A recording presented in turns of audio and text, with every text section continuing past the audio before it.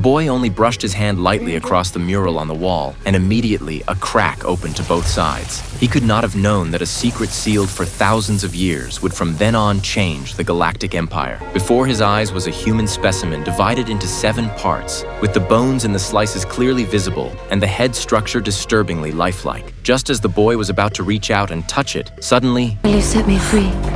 the little prince was startled and quickly hid behind the stone wall to peek. It turned out this was a talking robot, and she had endless stories to tell that he had never heard before. Young Cleon was deeply fascinated, and from then on, he often came to listen to the stories, until he grew into Dawn, while this imprisoned robot was none other than Demerzel, who had lived for 18,000 years. 600 years ago, Cleon's mother suddenly died. The very next day, he was forced to inherit the throne of the Galactic Empire, but he was still too young and lacked the wit to contend with his cunning advisors. At this moment, Demerzel finally saw her chance. She strongly recommended herself and promised she could help Cleon achieve great power. Yet Dawn did not agree, and once again she was left neglected in the dungeon. No one knew how much time passed until suddenly someone pressed the switch. Once the glass slices were released, the machine immediately began its merging process. By then, Dawn had grown into Day. After years of ruling the Empire, he still found the only one he could confide in was this robot. And so, Demerzel was successfully revived by Cleon. Yet she did not truly gain her freedom, still trapped within laser grids, only now with a garment to cover her body. How could she miss this chance at rebirth? So she casually spun a tale of palace concubines. Though she managed to stir Cleon's desires, she never imagined that even with such thoughts, Day still refused to grant her freedom. Again, countless years passed, until Demerzel finally awaited the day she could step outside.